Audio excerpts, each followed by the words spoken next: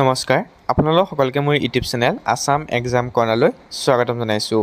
SCET ডিএলএডৰ যে online counselling আৰম্ভ হৈছিল যোৱাকালিৰ পৰা সেই অনলাইন কাউন্সেলিং আপোনালোকৰ 27 তাৰিখলৈকে চলিব। গতিকে সদ্যহতে আপোনালোকে এতিয়া ইমান খৰধৰ নকৰিব কাৰণ আপোনালোকৰ যেটো সাৰ্ভাৰ প্ৰবলেম দেখুৱাই আছে গতিকে অনলাইন কাউন্সেলিং কৰে অলপ প্ৰবলেম হ'ব পাৰে। কালি মই কিছুমান কমেন্ট পাইছিলোঁ, কিছুমানে কৈছে যে কলেজ দুখন দিছিলোঁ কিন্তু আপোনালোকে এখনে শো কৰিছে, একনলেজমেন্ট ডাউনলোড হোৱা নাই, গতিকে অলপ প্ৰবলেম দিব। সেইকাৰণে আপোনালোকে 27 তাৰিখলৈকে যেটো ডেট আছে তাৰ মাজতে দিন কৰিব। কালি ওপেনিং হৈছে, অলপ সাৰ্ভাৰ প্ৰবলেম দিয়াৰ কাৰণে আপোনালোকৰ হয়তো খেলিমেলি সৃষ্টি হৈছে। আৰু অনলাইন কাউন্সেলিংৰ যি গাইডলাইন আছিল এতিয়ালৈকে প্ৰকাশ পোৱা নাই।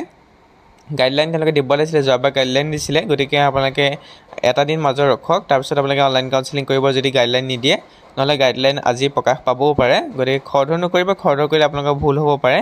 আৰু কিছুমানে কৈছে যে প্ৰাইভেট কলেজ শো কৰা নাই, দুখনমান কলেজে শো কৰিছে। আপোনাৰ ডিষ্ট্ৰিক্টত যিমান কেইখন কলেজ আছে সেইখন কলেজে শো কৰিব। গতিকে আপুনি যিখনত পঢ়িব বিচাৰে সেইখন 1 নম্বৰ হিচাপে দিব, আৰু যিখন অলপ ছেকেণ্ড ৰাখিব পাৰে সেইখন 2 নম্বৰ হিচাপে ৰাখিব। তেনেকৈ যিমান কলেজ আছে গোটেইখন আপোনালোকে এন্ট্ৰি কৰি দিব। তাৰপৰা ফিজ ষ্ট্ৰাকচাৰো আপোনালোকৰ দিয়া হৈছে। টোটেল ফিজ ষ্ট্ৰাকচাৰ হোষ্টেল বোৰ্ডৰ কাৰণে 5,000 টকা আৰু নন হোষ্টেলৰ কাৰণে 4,700 টকা। অৰ্থাৎ যিসকলে গভটত চিট পাব তেওঁলোকৰ কাৰণে পইচা হৈছে 5,000 টকা আৰু 4,700 টকা। আৰু ইভাগে আপোনালোকৰ প্ৰাইভেটৰ কাৰণেও ফিজ ষ্ট্ৰাকচাৰটো দিয়া হৈছে। এইবুলি আপোনালোকৰ যি ফিজ ষ্ট্ৰাকচাৰ আছিলে সেইটো বঢ়াই দিয়া হ'ল, অলপ বাঢ়ি গৈছে আগতকৈ। আপোনালোকৰ প্ৰাইভেটৰ ক্ষেত্ৰতো বঢ়োৱা হ'ল আৰু গভটৰ ক্ষেত্ৰতো বঢ়োৱা হ'ল।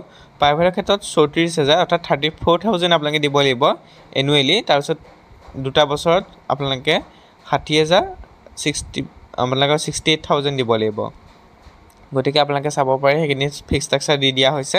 আৰু অনলাইন কাউন্সেলিং সদ্যহতে আপোনালোকে এতিয়া নকৰিব কাৰণ আপোনালোকৰ যিটো প্ৰবলেম চলি আছে সাৰ্ভাৰত, গতিকে অলপ প্ৰবলেম পাব। সেইকাৰণে এদিন মাজত ৰৈ দিয়ক, তেওঁলোকে যেতিয়া ঠিক কৰিব তাৰপিছত আপোনালোকে অনলাইন কাউন্সেলিং কৰি ল'ব।